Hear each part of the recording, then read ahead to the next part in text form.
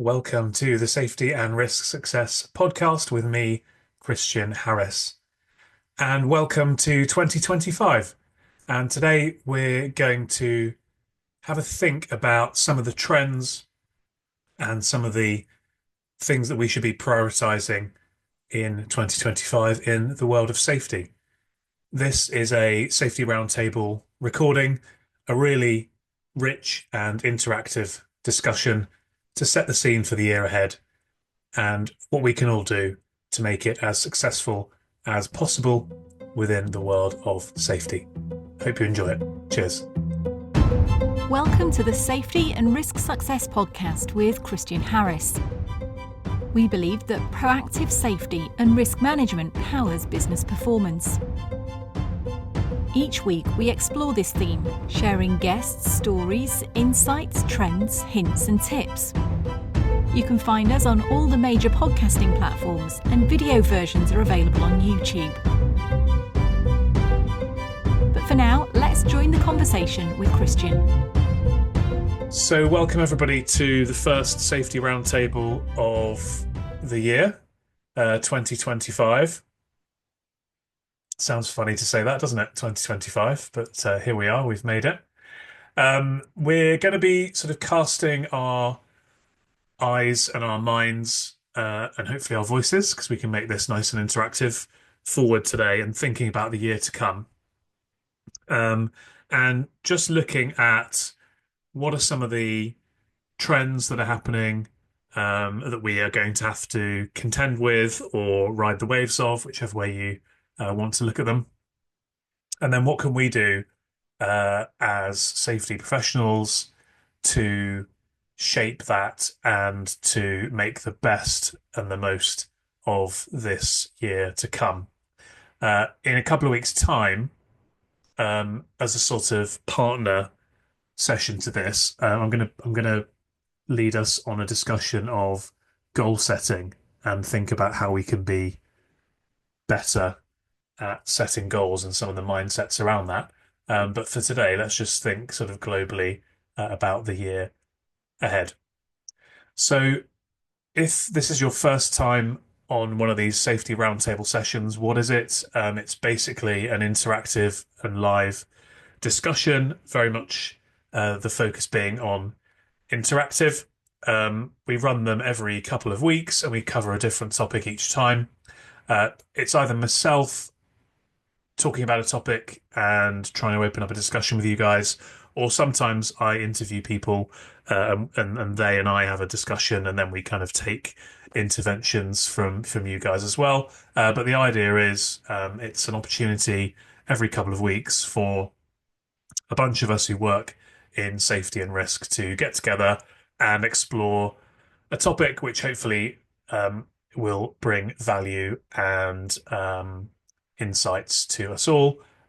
Very much an open discussion, and do, if you enjoy this and get value from it, share it and invite colleagues and industry friends to come along in the future. So we're moving into 2025. What are some of the big trends that are shaping, driving, influencing where we're going at the moment? I've had a go at putting together a bit of a list. So I've got 10 here. And these are what I kind of see as the big things that are happening that are affecting us in the world of safety at the moment. But feel free to chip in if you've got some more, and then we can start to discuss these from here. So I'll run through kind of where I'm up to, but if you want to join in, just go to reactions and then raise your hand, and I'll call you up and we can chat through any of these or anything else. And as I say, I've put a bit of structure to this, but we can take this wherever we like and just try and have a good discussion. So the 10 things that I thought about were technological advancements. So we've spoken a bit before on the Safety Roundtable and on my podcast about AI, but there's still a huge amount of organizations that are fairly unadvanced, shall we say, when it comes to tech, particularly in this world of safety. So there's still a lot of digital advancement that we are making and can continue to make. So, to what extent is that going to have an effect on the way we do things? ESG priorities. Um, we've seen with some of the political stuff, and I deliberately didn't put political uh, headwinds or political environments as a trend because I didn't want to get down that rabbit hole. But we have seen quite clearly in the last few months a shift, in my opinion anyway, a shift away from some of the environmental and the climate focus that we have had consensus on for the last few years. So there's some potentially some shifting priorities when it comes to the ESG theme. Mental health integration, again, a topic we've spoken about a fair bit. I see this as continuing to be really important.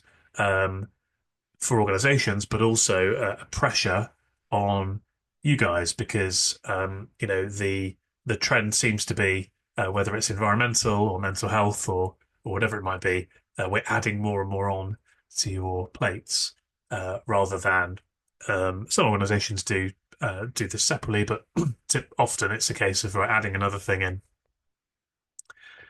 Economic headwinds. We've clearly in the UK and in lots of economies around the world going through quite a difficult time, and we have been for the past couple of years with inflation, public sector expenditure, balancing the books, etc. That I believe is going to have an impact on what we do for the year to come, and it ties into actually one of the 10 trends, which I call profit from safety, which is all about my firm belief that what we need to do better, one of the key things we need to do better as a profession is draw that link between safety and profitability.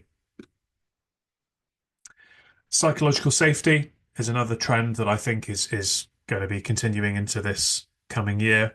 Data-driven decision making. A couple here that are kind of allied to one another. Workforce demographics and diversity, and remote and hybrid worker safety. Lots and lots of us are working in different ways than we did before, in different places than we did before, potentially not coming into the office as much as we did before because some of these changes since COVID have stuck. And demographics is interesting. We have an aging population in the UK, as do many other countries. That means people are working later into life, but they're also taking leisure activities later in life. Both of those things expose them to safety risks, more so in some ways than if they were sitting at home. Or if not, that the risk is higher, the risk is certainly different, and the risk is one that comes onto your plates potentially, whereas it wouldn't if they were not in your premises, whether they are working or visiting as customers. Behavioral safety, leadership focus. I think that's a strong trend that is going to be powering through into 2025 as well. We, particularly in this kind of world where opinions are quite strong on lots of topics, and we sometimes have quite binary choices to make, or it seems that way.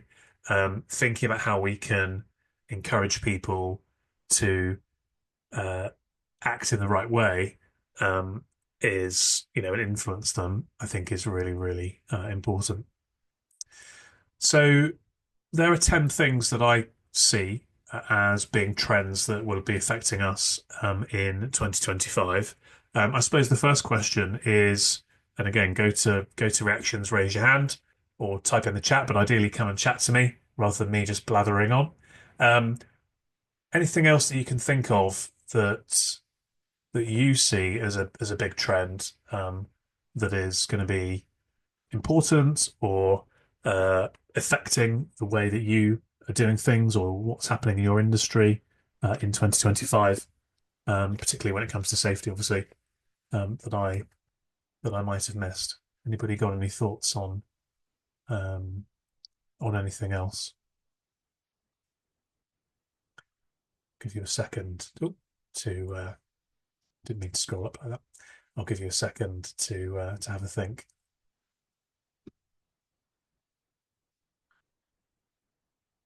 CJ, yeah, do you want to unmute and come on in? Hi there, hi there. So I'm new to this. So hello everybody. It's been one in the past, but I'm starting to make time to do more of these.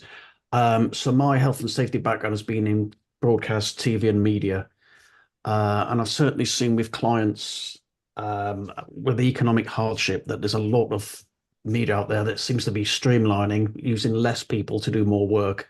And I think Yeah. that to me is having a bit of an impact. And I guess that would come under a couple of these headings here. Mm.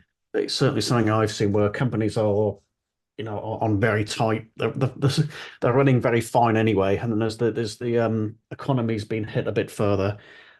I've seen potential impacts on safety, so it's all Mm. more of an economic issue.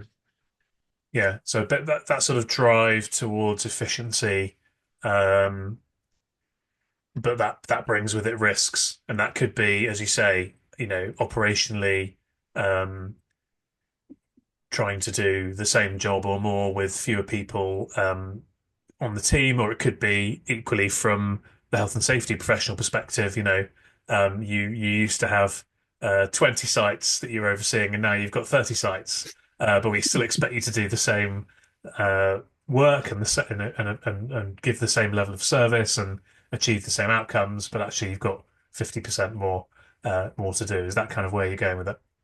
Yeah, and I think people doing the actual work that we're overseeing as well. I think the various departments have, there's been that impact on safety there with hours and the work they're doing or expected to do.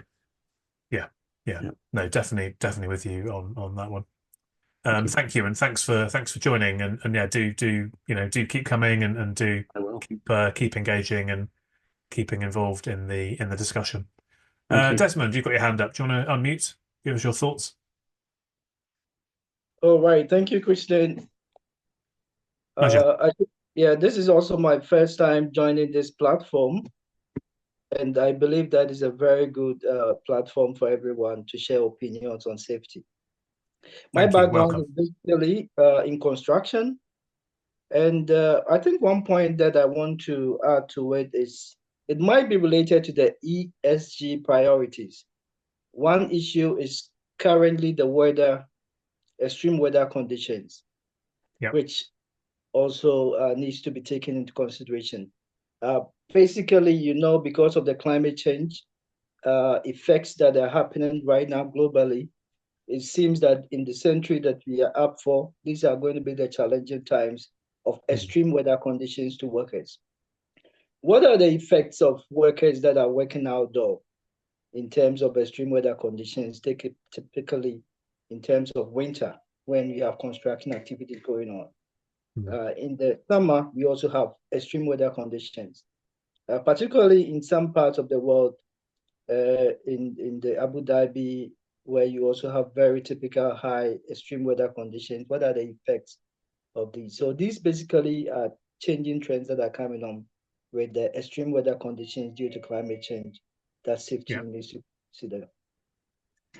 Yeah, definitely agree. That is a big one. I attended a really good event just before Christmas in London, and there was some data shared about harm to workers around the world, and yeah, a lot of it is kind of related to this point, where it's not so much. Well, there are of course incidents and catastrophic things happening, but a lot of harm, if we think about the broader sense of harm, is being done with working conditions, and weather is massively important in that. The heat, working in the heat, working in the cold, none of these things are easy to do.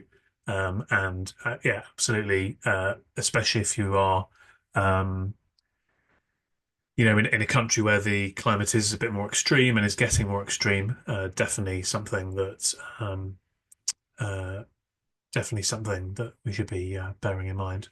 I've had a message actually through somebody that's not able to chat because they're traveling, but just talking about AI-driven projects, very important.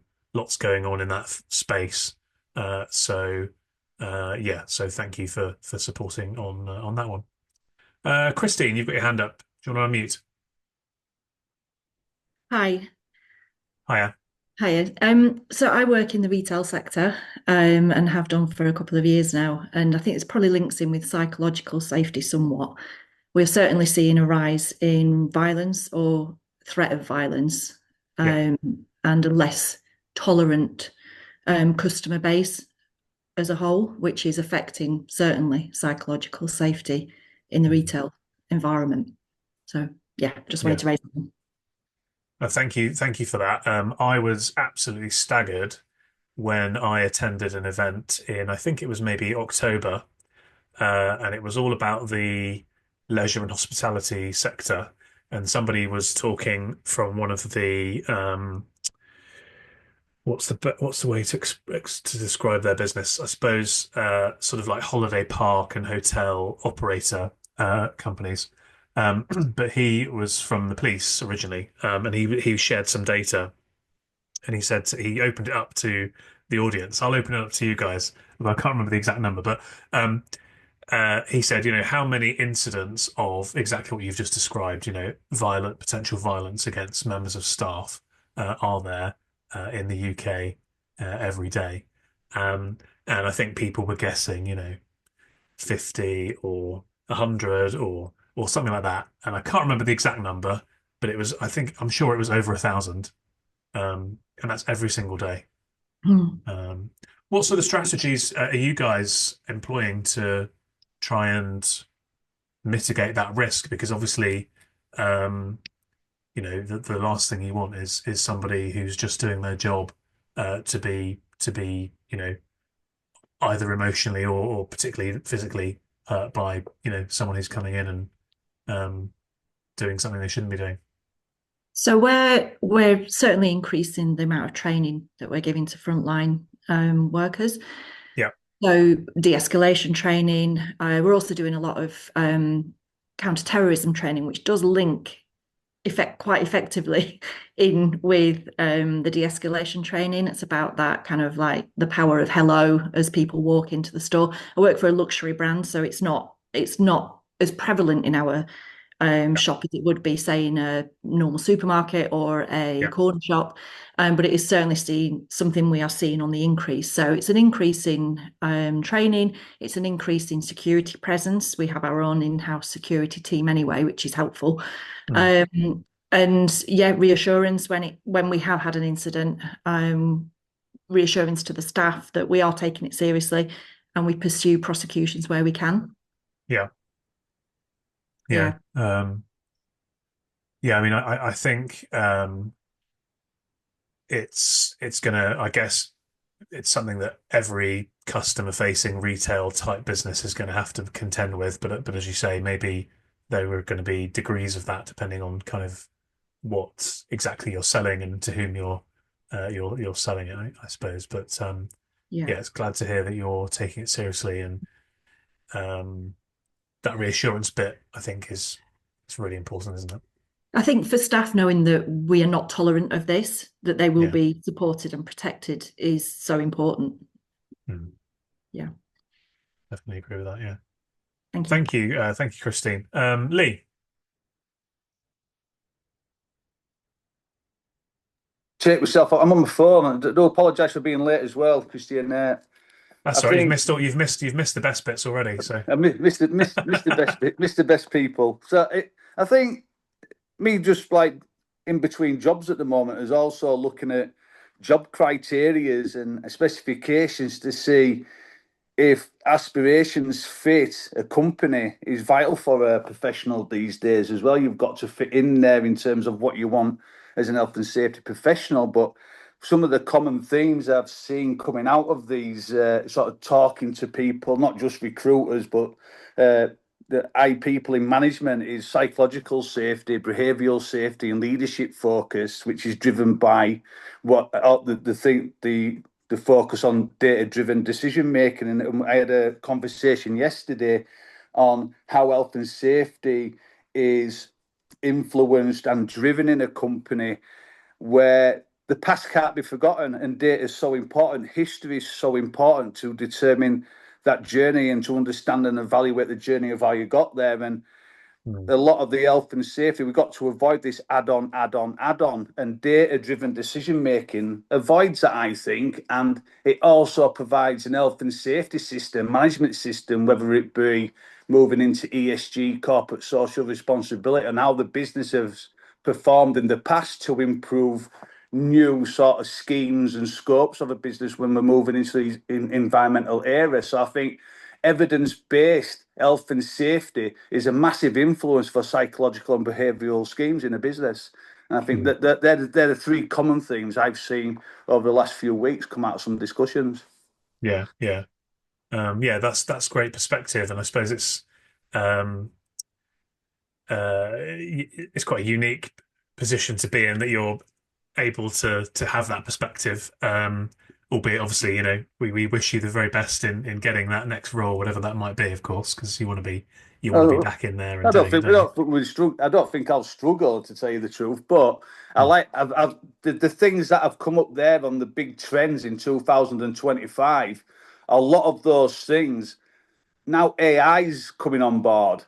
Have been slow burners for people who've been in the profession for the last 20 years. They've seen these slow burners over the years start to get a grip and getting the legs and getting the progression, getting the interest more than anything in terms of prioritizing new themes and new scopes and new ideas to keep health and safety fresh for businesses which are moving into a new era, especially where AI is concerned. And I think all those themes here are absolutely relevant, but for the main ones for me, it's psychological safety, behavioural safety, and leadership, and having that evidence-based decision-making process, whether it be case studies, whatever it may be, in terms of the history and journey of the business where it's been there to help influence this new era of what we're moving Mm. into. Mm. You can't forget the past, I don't think. No, no, fully agree with that. You've got to learn from it, haven't you? And Yeah.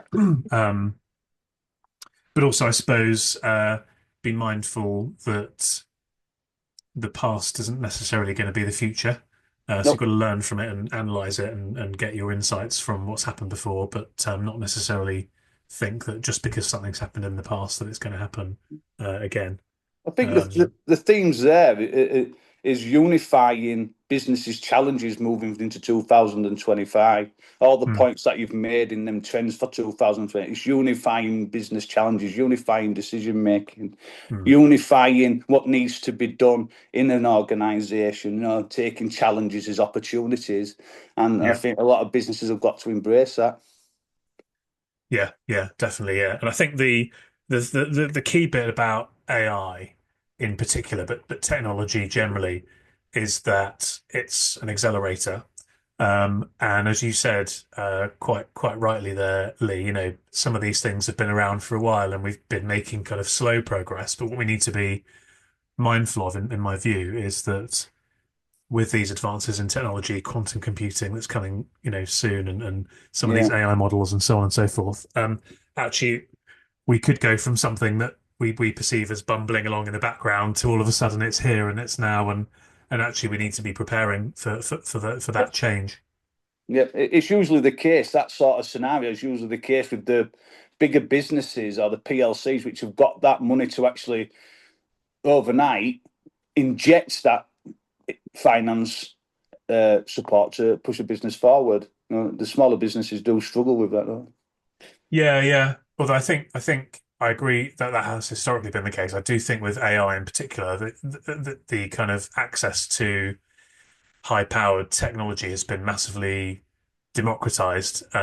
So you can, you can see big shifts more readily and rapidly in even in these smaller businesses now. I mean, if I think just about my business, and what we're doing to be kind of, we're not an AI business, and we never will be because of what we do, but we are leveraging AI as much as we can to, get better outcomes for our clients fundamentally, but to be more efficient and do things faster, and and better, and so on and so forth. So even a relatively small business like ours can uh, attach on to a lot of this stuff, which is exciting.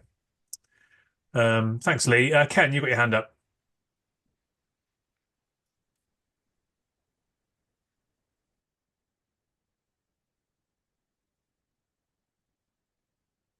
Did you want to unmute, Yeah, Ken? I'm trying to unmute and There you go. I've unmuted myself.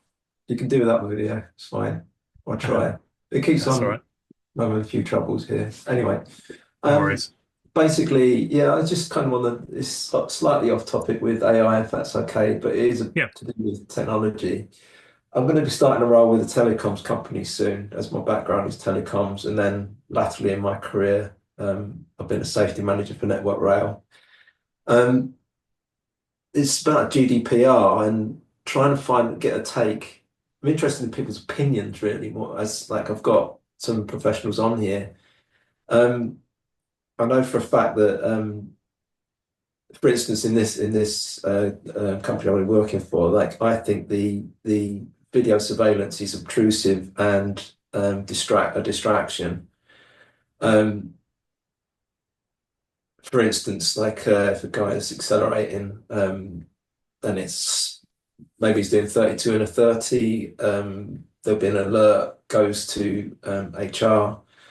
There'll be a video recording, or if he takes it's the I say he, they're all guys. Yeah. If they take their eyes off the road, um, I think it's overly obtrusive, and I've been reading some stuff from one of the telematics manufacturers. They've actually reduced the amount of beeping and warnings in cab. And I know that Amazon have also reduced the amount of beeping and warnings, still collect the data. Just interested in people's take on it if they've got one. How I go about. I've got my own ideas. It'd be interesting to take other people's opinions about if they've come across it themselves or they've been in an environment where they collect data about driving essentially. Like driving work vehicles. Because I think in this particular instance, it's obtrusive and not effective in reducing accidents because there's still plenty. So Yeah. Yeah. If anybody's got any thoughts for Ken, then just feel free to unmute and share. It's an interesting sort of ethical question, isn't it? And if Simon Cassin were here, he's an ethicist in safety, and I've interviewed him on the podcast, and he's joined a couple of these sessions before as well, and given some ethical viewpoints on some of these questions. Um, I suppose it's a bit like it's a bit like filling in forms or anything where we're trying to track what people are doing, and it may be that we're doing it from a good place in terms of our intentions are good about it, um, but I think it's about what's in it for that person, isn't it? If we want to get the buy-in for them to be on board with it, it's about what's in it for them because that's what people fundamentally care about. If they feel like there's nothing in it for them, it's just going to be a way of them getting caught out when they don't deserve to be, then I think that is quite difficult. And you're probably not going to get the support, and it might have a negative impact because if people feel you're out to get them and you don't really care about them, you're just trying to cover your back and stuff, then maybe I, that is going to, have yeah, have a negative impact I on think on the it's safety gonna. culture. Sorry to. It's just I think from the information the feeling I've got is that it was an easy way of the last safety manager just making himself look important and getting at staff. Um, I'm not that sort of person. I think there's like a yellow card system where you warn people and you can. There's so much data now available. We're talking about AI. You can see trends. You can see where people are improving. And that's ultimately what we want to do, isn't it? We want to reduce risk. So, Yeah. um, you know, Thanks for that though. Somebody asked me, and I've if they were new or experienced drivers, it's a bit of a mixture. There's a bit of a turnover of staff, so and there's a lot of young drivers as well. So Yeah. yeah, I've got to take hold of it. It's like thanks for the thoughts though. It's going to be Mm. useful. Lee, I see you've got your hand up. Is that something in response to Ken or? Yeah. I think in terms of GDPR, it's a funny thing, and I think all the people which are involved in the changes in monitoring your drivers, I think you've got to identify the categories of why you are recording that information. Videos are good for to see how people behave, how they interact with in the cabins. They can have all sorts of information, but GDPR on a lot of fronts for the business, people who then become subject to GDPR regulations or systems then actually default to being a subject and request that information at any time. And I think you've also got to understand that GDPR isn't a bad thing. And if the business seems to want to do it, then I would try and support and categorize the information which falls under GDPR. A lot of it might not, unless it identifies a living individual. So if you've got some sort of chart from a registered vehicle, it doesn't necessarily mean it's GDPR information. If you've got a video with somebody's uh, face on it, then yeah, GDPR would apply to that if he wants to request that information in terms of any sort of grievance or any sort of if he feels like he is being intrusive. So I think the people which are involved in it and yourself, a lot of the correct information and training in understanding what a data controller is, what a subject is, what a data manager is really will probably calm people's opinions on GDPR as well. So it's categorizing information, what falls under GDPR, and what you can use to benefit health and safety as well from video analysis. I think some of the things might be a good idea. Maybe not embrace it all, but maybe. Yeah, I think that's useful stuff, and it's all true. Yeah, what you said. So thanks for that. I'll take it on board. It's like lots to sort out when I get there, but yeah. And it's a good example of how actually, um, a lot of these things bring with them both opportunities and potentially challenges or threats as well, if you know what I mean. Mm. Because you can look at technology from both of those lenses. You can look at most of those other things that we've already spoken about in a positive and a negative side as well. So I suppose I'd be interested to hear, other than which of those trends or other ones we've discussed people see as most significant, but where do you see the challenges or the opportunities this year from that list or anything else you can think of that you're going to have to be either grappling with uh, or sort of getting the benefit from? Has anybody got any thoughts on that they'd like to share? And then off the back of that as well, the last thing I thought would be good to discuss, and as always, go to reaction, raise your hand if you want to jump in on anything. Was what can we do as a group, as a profession, as people to implement this change? What we need to do. Mike, you got your hand up. Yeah, just reflecting on the last two guys who came in there and Mm. really thinking about the role that legislation has to play and all the different legislations that are getting involved in, and we're expected to know more about not only health and safety but across the gamut as well. I think that's a really big challenge, and there just seems to be more and more of it every month. Seems to be coming up things we've got to take care of from a legal point of view, whilst just trying to do our job. Yeah, and then if you change insurance company and you change insurance broker, they all have different policies and procedures, and yeah, you open in a new area and you have a different local authority, and yeah, I can see that is definitely a bit of a minefield. How do you go about trying to address that, Mike? Bearing in mind you've only got 24 hours a day. Well, yeah, it is a difficult one, but I think we do rely on a legislative update service to keep us updated. And yeah, we do get the sort of feedback from them pretty much Yeah. all the time. Very much also through our local authority, through the East Lancs Chamber of Commerce. Mhm. They're very, very good at informing us as well. So that's a really, really good Yeah. guys, and they do a really, really good job for us. So yeah, big shout out to them. Yeah, they run a monthly update, which is absolutely brilliant as well. That's a good tip for everybody to go away and think about, isn't it? And investigate locally whether there's something similar for them. Because yeah, thinking outside the box and outside the bubble of safety, there are lots of organisations that can be helpful to us in all of these different ways. Thanks for that, Mike. Steve, you got your hand up.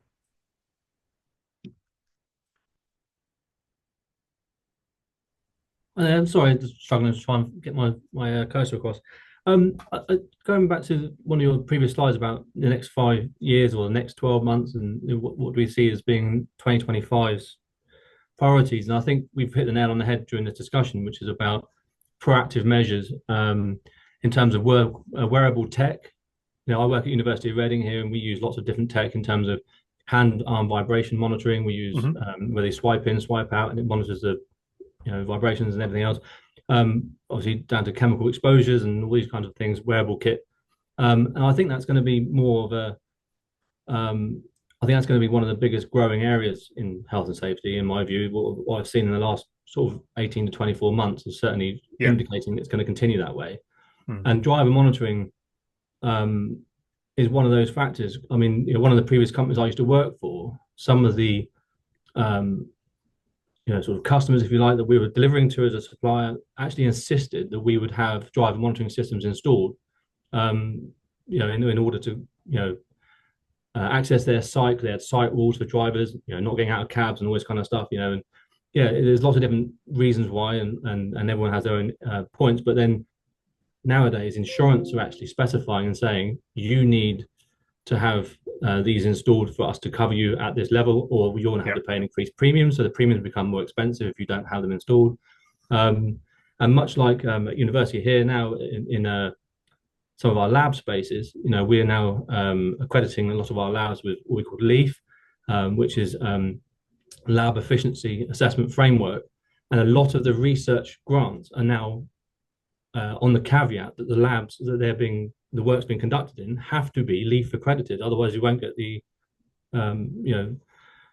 funding.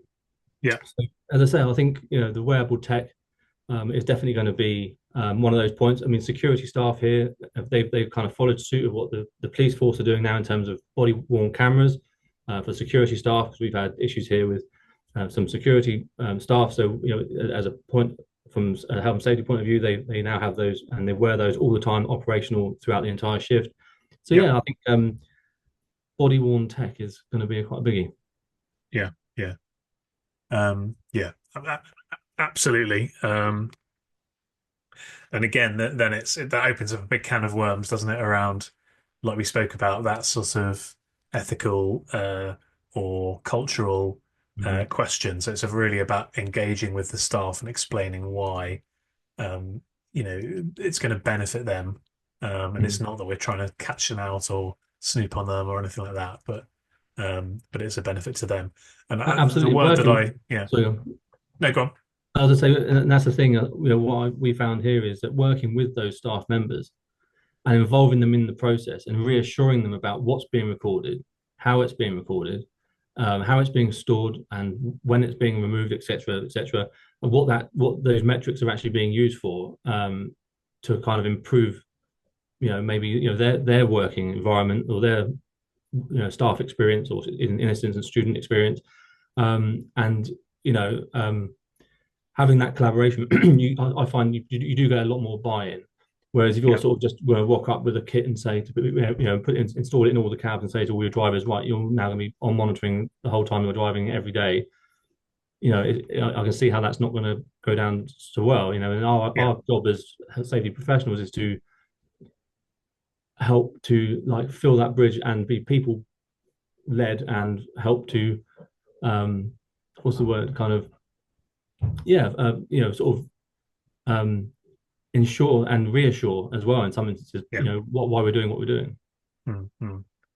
Yeah, and two other things, two words you used, which I loved, were proactive and preventative. And I'm, definitely on board with trying to make that a focus for 2025 as well.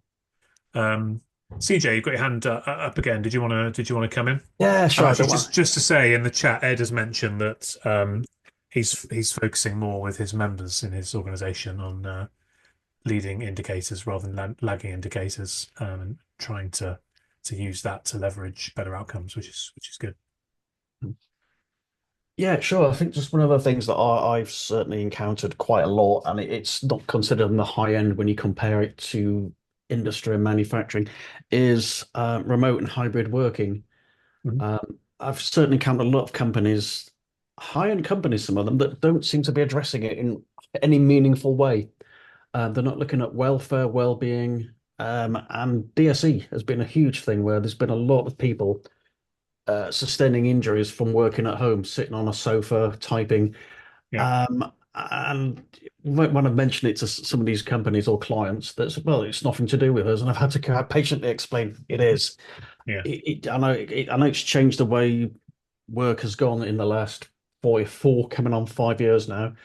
But it just feels like a lot of companies aren't addressing it. It's low on their priorities, and I know compared to some things it maybe is seen as lower, but I think it's still important. And I've certainly seen a lot of people being referred to physios now and having some real serious injuries that are taking time to do, and that no real attempt to address welfare where people are just left at home to work, and there's no real, they're not contacting people, managers aren't having one-to-ones.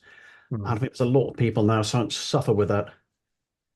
Yeah. I mean, I think DSE, manual handling, and my area of slip safety, are things that people um, can sometimes perceive as of lower priority. But the problem is that they're the big areas where the volumes of people getting hurt lie, and it's a bit like a ticking time bomb, isn't it?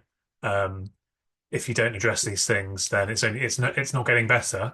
It's only getting worse, and the overall cost that's going to be have to be borne, both financial, as well as reputational for the organization, and obviously human, is just growing. And if you're the CEO and you're there for 2 years, then and you take a short-termist view about the share price and profitability, therefore driving the share price, then you can see how in a big organization, maybe sometimes can get caught in that trap of focusing on the short term and not thinking about the ticking time bomb. But I think if you're a responsible employer, responsible organization, you should be focusing more on some of these things. And yeah, you're right. That mindset around home working is, well, they're at home, they're fine. Seems to be the prevailing mindset, and I think I am seeing anecdotally more and more people getting back to the office, um, you know, increasingly. But I do think that hybrid working and working from home is, as you say, it's 5 years. We're 5 years down the line now. It's here to stay. It's not gonna. We're not gonna magically go back to everyone being in the office again. So Yeah. definitely something we should be focusing more on. Yeah, I think there have been some very good things for well-being and safety. Certainly in the last couple of years, I've assisted with risk assessing for a lot of new and expectant mums, and it's been Mm. brilliant as a reasonable adjustment, especially certain the later stage of pregnancy where they're still working to not come in as often or vary their hours. Yeah. It's been a real help to a lot of people. Mm. Mm. Yeah. No. Love that. Um, Lee said in the chat, seems like a lot of what we're saying is the shop floor and the businesses in most cases need to reconnect with each other. Fully agree. And that's one of the points I make a lot around this whole technology piece, is that we shouldn't look at technology as a threat to the safety profession. We should look at it as an opportunity, in my view, to focus more on the human stuff. And yeah, we can automate um, and use AI for some of the functional things we do, but actually that should give us more time to be doing that reconnection and engagement, and the behavioural stuff, the psychological safety stuff, and the preventative stuff that we've been speaking about.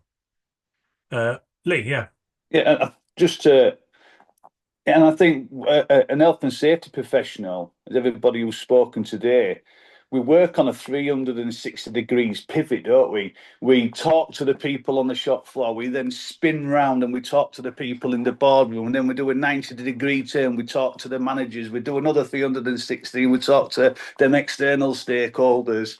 And yeah, we need to, do we need to improve our 360-degree role in a business, or do the people who are investing in that business need to reinvent how they connect as well, using technology, AI, all those sorts of things, behavioral safety? And you maybe, do we need to look at our perspective in what you're saying, Christian, in terms of how we improve being a conduit between the shop floor stakeholders and the boardroom?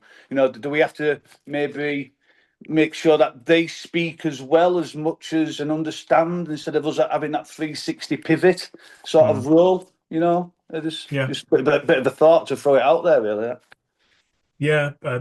Any thoughts on that would be welcome from others. I see the big opportunity, as I just said, really for us to be more vital in our importance is around the soft skills and bringing people together and so on and so forth. But yeah, absolutely encouraging that,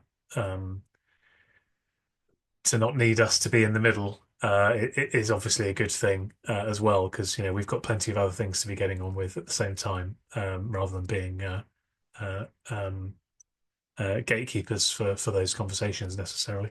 I'd like to see Um, the first person who says to a board of directors, "Why don't you go speak to him?"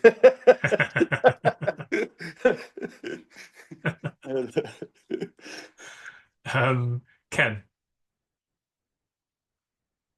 Okay. Yeah.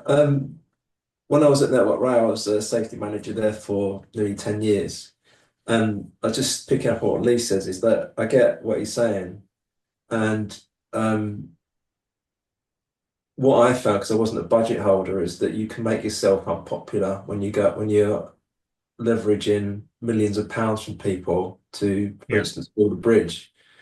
Um, yeah, it's difficult. You just have to be. I found I describe myself as a personable kind of guy. Um, these things have to be done. All you can yeah, do is put your case across, and it's data driven. mm, And if someone's got to put their hand in their pocket and spend 5 million quid, then so be it. What else can I don't know. It's a good point. It's just interesting because I could see. I remember, yeah, quite heated discussions with people. yeah, All you can do is make your case, isn't it? yeah, yeah. And again, where then the soft skills come in and being able to make that case as um, effective way as we possibly can. Yeah, Yeah, yeah. yeah. Just Just before we draw this to a close, because I'm conscious of time, I wanted to let you guys know what we're going to be chatting about in a couple of weeks, which is all about how to set goals. So I'm going to give my perspective on where I think sometimes we go wrong in goal setting within safety, and then some ideas on what we can do instead. So hopefully that will give us, off the back of today's discussion, where we've been speaking about some of the challenges and opportunities. Uh, the next step is, okay, we've recognised that. How do we go about setting some goals and some objectives for the year in the best, excuse me, in the best way? So hopefully that should be a good session on the 22nd of January. And I suppose the last thing from me today is, thanks to everybody for joining in the discussion. Um, I'd love to know any thoughts you had on what we could do together as a community to help, I suppose, and support in some of the topics we've been talking about today. Um, and also, very much would be interested in any thoughts on other topics that you'd like to discuss whether it be on the Safety Roundtable or on the podcast over the coming year. So any thoughts on that? You can either just unmute and shout out and tell me, or feel free to drop me a DM or an email. Anything like that would be, I think, valuable for us to look at together. So so that set the scene for the year. So thanks to everybody for joining in. Lots for us to grapple with, as always. Lots of big things happening that we can't necessarily control all of. External factors are always going to be there. But I think lots that we can do and control ourselves. And we've covered some of that today. And we'll build on that in a couple of weeks when we think about how we can set some goals for the year ahead. So in the meantime, thank you for joining. Thanks for your engagement. And I'll see you in a couple of weeks. Thank you. Thank you. Thanks for joining us on the Safety and Risk Success podcast. If you've enjoyed this episode, please hit follow and do share on social media. Does anyone you know spring to mind as a great guest, even yourself? If so, please contact us on podcast@slipsafety.co.uk. See you next week for another episode.